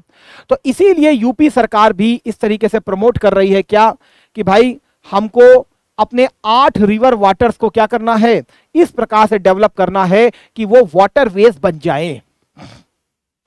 याद होगा आपको, अभी मैं दिखाऊंगा, अभी आदरणीय जो वाराणसी से बकायदा एक क्रूज गया था और वो बकायदा गया था, वो ब्रह्मपुत्रा तक जाकर के गया था वाया बांग्लादेश होते हुए। तो लोगों को बैठने में भी मजा आ रहा है, पर्यटन भी बढ़ रहा है, पैसा भी आ रहा है, क्योंकि पर्यटन बहुत इंपॉर्टेंट है, that is the sunrise sector. और इन वाटरवेज के द्वारा इनको बहुत अच्छे से प्रमोट किया जा सकता है। खुली खुली हवा लेते हुए जाओगे यार पानी में, ये नीला पानी, ये नीला आकाश, ये स्वच्छ वायु, और क्या चाहिए जीवन में। अरे खाना भी चाहिए सर, आप तो कहो ना प्यार का डायलॉग मार रहे हैं। अरे भैया मेरे, मैं डायलॉग नहीं मार रहा हूं, आप उसके अंदर बैठेंगे तो आपको भी ऐसा ही लगेगा कि वाह क्या वादियां हैं, ये नीला आकाश, ये नीला पानी, ये स्वच्छ हवा। सस्टेनेबल डेवलपमेंट गोल अपने आप प्राप्त हो जाएगा क्लीन वाटर के द्वारा, क्लीन एयर के द्वारा, क्लीन एनर्जी के द्वारा। समझ में आ रहा होगा, सस्टेनेबल डेवलपमेंट गोल को लेके आना, बिना उसके काम ना बनने वाला। उसी सस्टेनेबल डेवलपमेंट गोल के आधार पर यूपी सरकार पंचायत डेवलपमेंट इंडेक्स भी लेके आई है, जिसमें उसने 9 गोलों को निर्धारित किया है। उन 9 गोलों को भी देख लेना, मैंने बताया भी है, शॉर्ट्स भी बनाया है। तो मेरे दोस्त इसको जरा इंटीग्रेट करना, क्योंकि ये सारी न्यूज उनसे जाकर के जुड़ जाएंगी और एक समग्र आंसर आपके कॉपी में आ जाएगा। अब यहां पर आपके सामने लिखा है उत्तर प्रदेश सरकार क्या कर रही है, to use 8 river as inland waterways. किस लिए? ताकि वो कनेक्टिविटी को इंप्रूव कर सके, ट्रांसपोर्टेशन ऑफ गुड्स को भेज सके, जैसे bulk cargo such as food grains और फर्टिलाइजर्स। इसके साथ साथ मानव भी इधर उधर घूमेगा। समझ रहे हैं ना बात को? कौन कौन सी नदियों की बात की जा रही है? यहां यमुना की भी बात हो रही है, गोमती की बात हो रही है, अस्सी की बात हो रही है, घाघरा भी आ रहा है, राप्ती भी आ रही है, बेतवा भी आ रही है, चंबल भी आ रही है, वरुणा रिवर भी आ रही है। तो यहां पर केवल आदमी ही नहीं, केवल गुड्स ही नहीं जाएंगे, बल्कि गुड्स की आड़ में लोग भी चले जाएंगे। सर ये क्या आप बोल रहे हैं, गुड्स की आड़ में लोग भी चले जाएंगे? अरे भाई, आड़ का मतलब वो नहीं होता है। पिक्चरें तुम थोड़ा सा देखा करो, ठीक है? पिक्चरें देखना सेहत के लिए बहुत अच्छी होता है, ताकि एक जगह से दूसरी जगह, जब पान के पत्ते जा सकते हैं तो उसकी आड़ में इंसान भी जा सकता है। अब कौन सी पिक्चर का डायलॉग मार रहा हूं तो थोड़ा सा तुम बता दो, ठीक है? अगर देखा होगा तो बता लोगे, नहीं तो नहीं बता पाओगे, नहीं तो अगली बार बताएंगे फिर, ठीक है? देखो यार, एक चीज है, जीवन का नाम है संघर्ष करना। बच्चा जब से जन्म लेता है और जब तक वो जीता है, केवल और केवल संघर्ष है, केवल और केवल संघर्ष है। संघर्ष की भट्टी में ही निकल करके आदमी सोने जैसा सोना बन जाता है।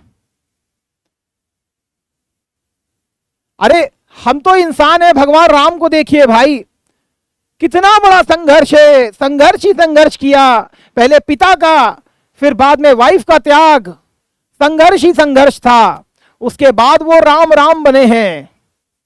भगवान को भी हमने इस तरीके से नहीं बनाया, तो मतलब राम राम बनने के लिए भी, मर्यादा पुरुषोत्तम बनने के लिए भी खुद दशरथ जी ने कहा था कि तुम मत जाओ, वचन मैंने दिया है, तोड़ दो।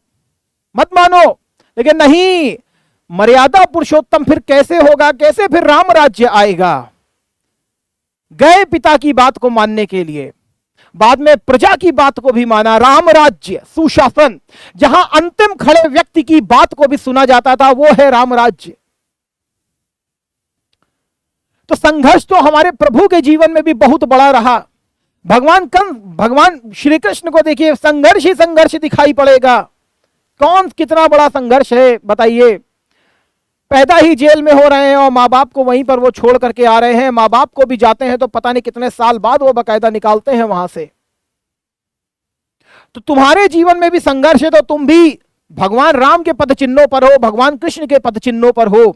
इसीलिए संघर्ष से कभी ना भागो। यही संघर्ष की भट्टी से निकल करके ही सोना सोना बनता है। आज हम भी राम राज्य की बात करते हैं तो हमारे सामने उन संघर्षों की मिसाल रखी गई है, तब हम उनके पद चिन्हों पर चल रहे हैं आज। तो संघर्ष ही संघर्ष है। तो इसीलिए इस संघर्ष को भी एक्सेप्ट करो। और जब संघर्ष करना ही है तो रो के संघर्ष क्यों करते हो, हंस के क्यों नहीं संघर्ष करते हो? हंसो, हंसो, ताकि आने वाली मुसीबत भी कहे नहीं नहीं मैं इसके पास नहीं जाऊंगी। ये कमबख्त के पास जाती हूं तो कमबख्त हंसने लगता है, तो मुसीबत ही रोने लगती है। इसीलिए संघर्ष आए तो और ज्यादा हंसो, कहो आ गए, आ जाओ आ जाओ आ जाओ, बगल में बैठो, तुमको भी निपट लेंगे। ठीक है, अब आ जाओ इधर। तो उत्तर प्रदेश सरकार क्या कर रही है? खाद्यान्न और उर्वरक जैसे थोक माल की कनेक्टिविटी और परिवहन में सुधार के लिए 8 नदियों को अंतर्देशीय जलमार्ग के रूप में उपयोग करने की योजना बना रही है। आई hope so you got my point. ये आपको सारी नदियां दिख रही हैं। अब यहां पर गंगेश भी है, गोमती भी है, इधर घाघरा भी आ रही है, इधर यमुना जी भी आ रही। देखो पूरे के पूरे यूपी को कनेक्ट कर ले रही हैं। इधर बेतवा आ रही है, इधर से चंबल आ जाएगी, इधर आप देख रहे हो वाराणसी दिख रहा है, इधर ये अभी सोन मैंने तुमको बताई थी। अभी और दिखा देता हूं, यहीं पर बह रही है तुम्हारी कौन सी नदी? देखो यहां पर वरुणा नदी आ रही है। इसी के बगल में देखोगे तो रिवर अस्सी भी दिखाई पड़ेगी, वाराणसी। तो वरुणा और अस्सी के संगम पर भी है। तो देख रहे हो तुम, वरुणा भी है, अस्सी भी है। तो वरुणा रिवर बेसिन मैंने यहां पर लगा दिया है। अब आप देख सकते हो रिवर गंगा। तो पूरी की पूरी नदियों का तो हमारे पास जाल बिछा हुआ है, बस इसकी गहराई को और कर दिया जाए, पानी प्रॉपर हो। तो सबसे बड़ा क्लीन एनर्जी और क्लीन इन्वायरमेंट और क्लीन परिवहन का सबसे बड़ा साधन बन जाएगा ये पानी। और पानी ही पानी है जीवन में। रेत ही रेत थी, रेत ही रेत नहीं, फिर हम क्या कहेंगे? पानी ही पानी था जीवन ये मेरा, नीला आकाश और नीला पानी। समझ रहे हो? स्वच्छ वायु, एसडीजी के गोल, ऐसे ही दिमाग में आ जाएंगे यार, याद किया करो। और संघर्ष के समय हंसा करो। तो ये सब हंसने वाली चीजें, तभी तुमको गाना सुनाते हैं, तभी तुमको पिक्चर दिखाते हैं। अरे अब याद करना ही है तो पिक्चर देख के क्यों ना याद कर लिया जाए? समझ रहे हो? हाँ, तो आओ याद करें। अब यहां पर ये चीजें आपको दिखा दिया। यहां पे क्या है देखिए, आपके सामने लिखा हुआ है कि जो अंतर्देशीय जल परिवहन को परिवहन का सबसे अधिक लागत प्रभावी तरीका माना जाता है, खासकर कोयला, लौह अयस्क, सीमेंट, खाद्यान्न, उर्वरक जैसी थोक वस्तुओं के लिए। अब इतना बड़ा परिवहन होगा, अब आप खुद सोचिए कैसे काम बनेगा। और जब ये चीजें होंगी तो मेरे दोस्त फिर से वही चीज, अफोर्डेबल ट्रांसपोर्टेशन भी आ जाएगा, क्लीन एनर्जी भी आ जाएगी। अब एसडीजी के गोल 2 बार तुमको दिखाया, तो एसडीजी के गोल से इसको जोड़ दो, खुद ही समझ में आ जाएगा, पर्यटन अलग बढ़ता चला जाएगा।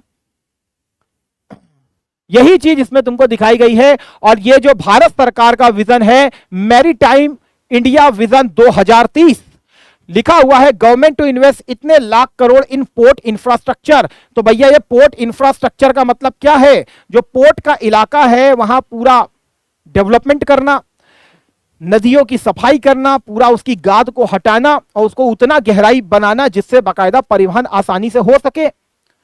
उसके आसपास ऐसे इंफ्रास्ट्रक्चर को बनाना है, जैसे मेट्रो वाले बना रहे हो वैसे वहां पर बनाना, ताकि लोग जाएं और कूदें। अरे भैया पानी में नहीं, नाव के ऊपर, और बाकायदा जाएं अपने डेस्टिनेशन में। उसी प्रकार माल का भी परिवहन होगा इधर उधर। यह दिखा हुआ हमारे आदरणीय प्रधानमंत्री जी के नेतृत्व में मैरीटाइम इंडिया विजन 2030 चल रहा है। देखिए कितनी इंपॉर्टेंट चीज लिखी है, to develop waterways for urban transportation. तो प्रधानमंत्री कह रहे हैं नगरीय परिवहन के लिए भी इसको यूज किया जाए, अर्बन ट्रांसपोर्टेशन के लिए, देयर बाई डी कंजेस्टिंग सिटीज। वैसे भी हमारे यहां तुम जान ही रहे हो शहर में भीड़ भाड़ बढ़ती चली जा रही है, और वो भीड़ भाड़ को इससे कम कर दिया जाएगा। Aims to ferry annual passenger capacity 70 crore against अभी तक 14 करोड़ हो रहा है, इसको 70 करोड़ तक हमको बनाना है। फेरी मतलब एक जगह से दूसरे चक्कर माल का आदान प्रदान करना। प्राइवेट सेक्टर की तो भागीदारी बिना हुए कुछ होएगा ही नहीं। लिखा है to increase the cargo handle. Cargo मतलब क्या, जो गुड्स का कार्गो है इधर उधर जा रहा है उसको हमको बढ़ाना है लगभग 85% तक। अभी कितना 51%, इसको हमें कितना करना है 85% तक। Active promotion of involvement of private sector in development and operation of ferry and ro terminal. आप गुजरात में देखेंगे तो रो टर्मिनल आपको दिखाई देंगे, खंबात की खाड़ी के बीच से बकायदा ये रो टर्मिनल को यूज किया गया है बकायदा। देखिए रो फैसिलिटी चल रही है, वरना इतना पूरा घूम करके आना पड़ेगा। अगर मैं इसमें अगर गुजरात को आप देख रहे हो तो कुछ ऐसे है, तो ये जो इलाका है ना ये वाला, या तो यहां से यहां तक डेवलपमेंट करो, तो इन्होंने क्या किया है कि इसको यहां से यहां पर ऐसे रो सर्विस चला दी, यहां पे माल लो और यहां पे चढ़ाओ और यहां पे पहुंचा दो, तो अपने आप हो गया कैम्बे की खाड़ी में होते हुए। ये क्या लिखा हुआ है, जीरो एक्सीडेंट हमें करना है 2022 तक। Development of green sustainable port, increase the share of renewable energy to 60% 2030 तक। तो मतलब पहले से ही आया हुआ है, तो इस तरीके से हमको ये चीजें करनी है। आप देख सकते हो make in India, make for the world. अब मेक इन इंडिया इससे कैसे समर्थन होगा, मेक इन इंडिया के तहत सारा प्रोडक्शन करोगे, प्रोडक्शन के बाद उसको ऐसे पोर्ट में चढ़ाओगे और इनलैंड के माध्यम से पहुंचा दोगे। लॉजिस्टिक कॉस्ट का खर्चा कम हो जाता है, क्योंकि परिवहन का सबसे सस्ता साधन कौन सा है, जलमार्ग। और भारत के निर्यात अगर विश्व लेवल पर पिछड़ रहे हैं तो उसका सबसे बड़ा कारण है उसके कॉस्ट इफेक्टिव ना होना, क्योंकि लॉजिस्टिक्स का जो हमारा एक्सपोर्ट होता है उसकी कॉस्ट ज्यादा होती है, क्योंकि हम लोग ज्यादातर रिलाई करते हैं किसके ऊपर, क्या कहते हैं, रोड के ऊपर। और रोड में आप जानते हो कि वहां पर जो कॉस्ट होती है वो बढ़ जाती है। जबकि चाइना ये सब लोग किसके ऊपर रिलाई करते हैं, ये लोग करते हैं किसके ऊपर, इनलैंड वाटरवेज के ऊपर।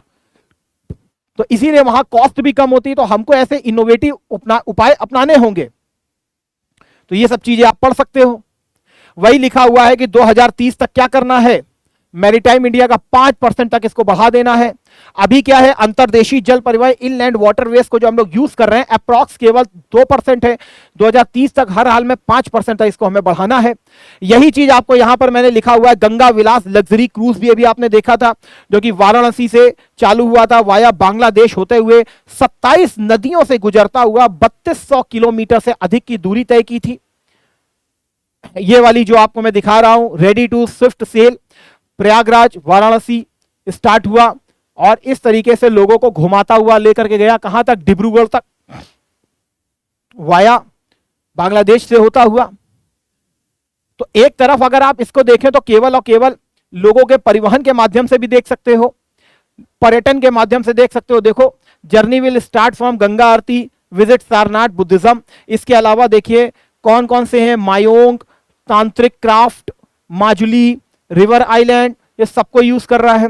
जो यूपी सरकार भी ओडीओपी को प्रमोट कर रही है, तो उसके द्वारा भी क्या कहते हैं, इन सब चीजों को प्रमोट किया जा सकता है। देखिए, इकोनॉमी कभी भी आइसोलेशन में नहीं चलती है, इकोनॉमी हमेशा पूरे समग्र लेवल पर चलती है। वो उसका एक वर्चुअस साइकिल होता है।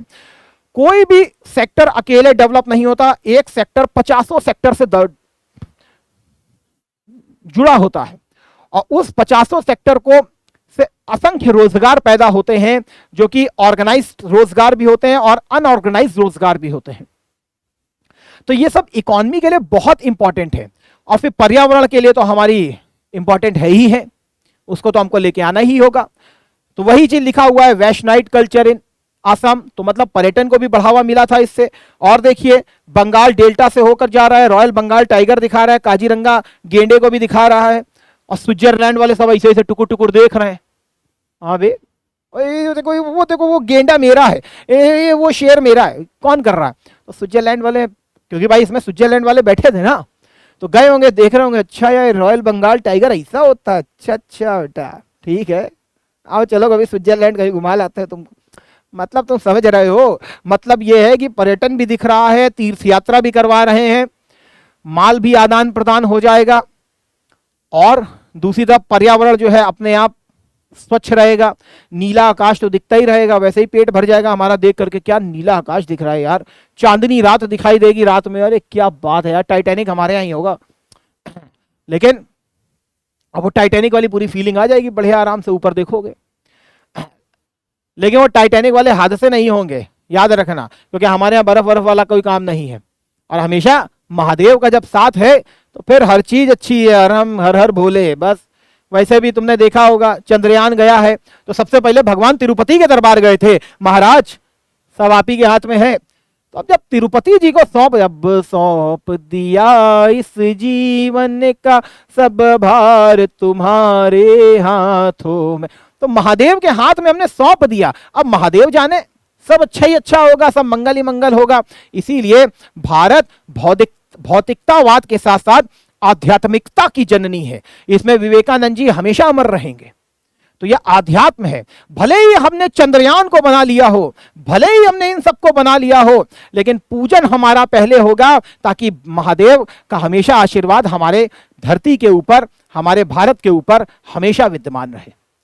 तो आई होप सो आप इस चीज को बहुत अच्छे से समझ गए होंगे, और इसमें आप देखिए विश्व बैंक की भी हमको पूरी मदद मिल रही है। तो विश्व बैंक भी हमको तकनीकी और वित्तीय सहायता दे रहा है इस प्रकार के प्राधिकरणों को शुरू करने के लिए। इसके अलावा एक ये न्यूज है छोटी सी, जरा इसको देख लीजिए please. UP draws road map for safe city project to deploy technological infra in 18 cities to attract investment.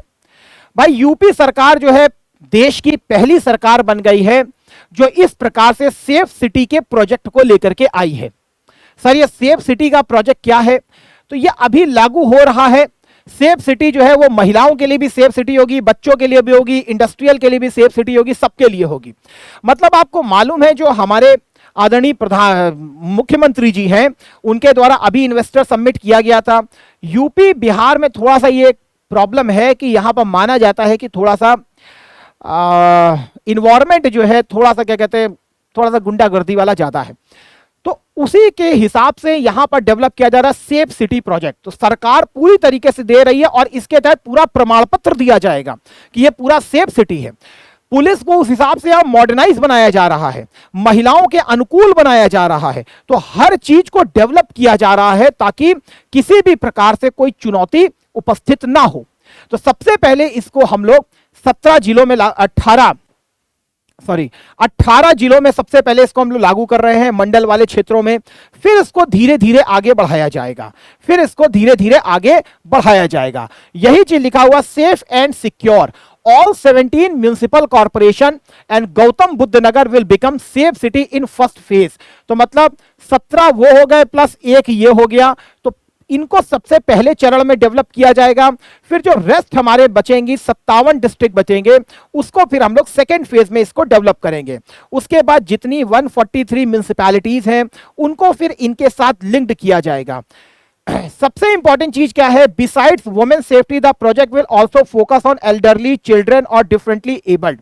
तो जितने हमारे वृद्ध लोग हैं, जितने हमारे बच्चे हैं और जितने हमारे दिव्यांग जन हैं, इनके लिए भी पूरी तरीके से इसको रोल मॉडल के रूप में डेवलप किया जाएगा।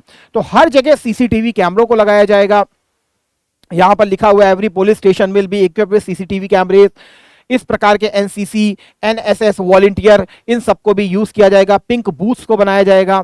तो ये सब चीजें जो है वो सेफ और सिक्योर इन्वायरमेंट को डेवलप करने के लिए that is very very most important. तो वही चीज यहां पर आपके सामने लिखा हुआ है कि सबसे पहले 18 सुरक्षित शहर होंगे जो राज्य के प्रत्येक निवासी की सुरक्षा और विकास के लिए एक अनुकूल वातावरण को प्रदान करेंगे। इसके पहले चरण में 17 नगर निगमों को लिया गया है और साथ में गौतम बुद्ध नगर को सुरक्षित शहर के रूप में विकसित किया जाएगा। याद होगा कि जो ग्रेटर नोएडा है सबसे ज्यादा उसको इन्वेस्टमेंट के प्रपोजल प्राप्त हुए थे हमारे क्या कहते हैं जो इन्वेस्टर सबमिट हुआ है। तो हमको भी सेफ सिटी के रूप में इसको दिखाना होगा। पुलिस को भी उस हिसाब से मॉडर्नाइज बनाना होगा, केवल मॉडर्नाइज नहीं बल्कि संवेदनशील भी बनाना होगा। तो हमको उस तरीके से डेवलप करना होगा। दूसरे चरण में 57 जिला मुख्यालयों की नगर पालिकाओं को और तीसरे में 143 नगर पालिकाओं को सेफ सिटी के रूप में डेवलप किया जाएगा। ऐसे सभी शहरों के प्रवेश द्वारों पर लिखा रहेगा क्या, सेफ सिटी।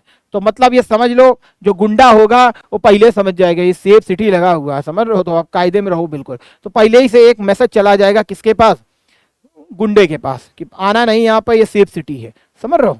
तो ये सब चीजें भी इंपॉर्टेंट हमको दिखाई पड़ेगी।